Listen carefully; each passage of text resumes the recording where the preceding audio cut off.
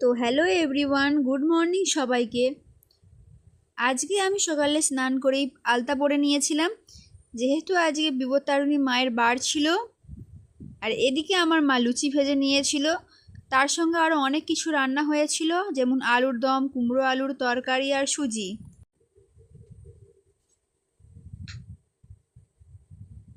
তো এটা হলো আমাদের গ্রামের পরিবেশ। তোমাদের সবার কেমন লেগেছে একটু কমেন্ট করে জানাবে। তো তারপর আমি একেবারে বেরিয়ে পড়েছিলাম মন্দিরে যাওয়ার উদ্দেশ্যে। যেহেতু বৃষ্টি হয়েছে তাই রাস্তাঘাটগুলো এমন ভেজা ভেজা, চারিদিকে প্রচুর সবুজ ঘাস হয়েছে। তো আমরা এখন এসে গেছি মন্দিরে।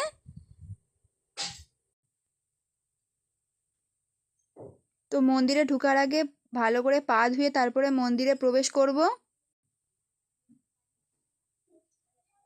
তো এখানে এসে দেখি একটা ভাই পুকুরের ধারে খেলা করছে। আমি আমার মা আর ভাই এসেছিলাম। তো এটা হলো মন্দিরটা, খুব সুন্দর না? আর এটা হলো মায়ের মূর্তি। দেন তারপরে আমরা প্রসাদ নিয়ে বাড়ি চলে এসেছিলাম। আর এটাই ছিল আজকের মিনি ব্লগ।